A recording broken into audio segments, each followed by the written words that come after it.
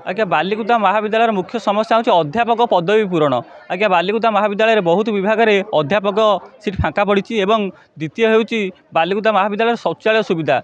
तृतीय होची बालिकुदा महाविद्यालय खेल पड़ियार उन्नतीकरण।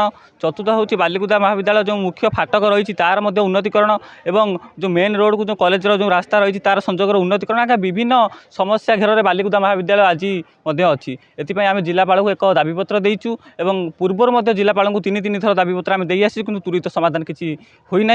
एथर आशा अच्छी जिलापाल आम कथा को हृदयंगम करते कि एजुकेशन डिपार्टमेंट जदि आमर यही दाबी को न पूरण करे आगामी दिन में छात्र आंदोलन ये बालिकुदा महाविद्यालय देखा पाइबे।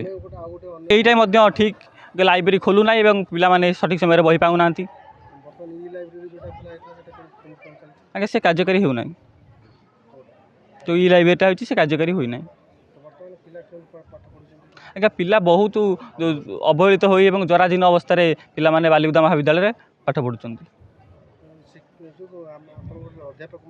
गोटे विभाग जदि 50टी पिला तीन वर्ष 50 पिला को गोटे शिक्षक गोटे माने बही पढ़ी पार कि आउ 3टी जो विभाग बही रहा से केमी पाठ पढ़ा हम। आगामी दिन में एग्जाम रोचे पिलांकर पिला माने बहुत जराजीर्ण अवस्था एठार बालिकुदा महाविद्यालय पाठ पढ़ुं। आज्ञा देखो पूर्व काल में गछ मूल शिक्षादान करा किंतु वर्तमान मुख्य होची शिक्षक अध्यापक। अध्यापक न हो पिला माने केमिति पढ़िबे केमिति गढ़िबे।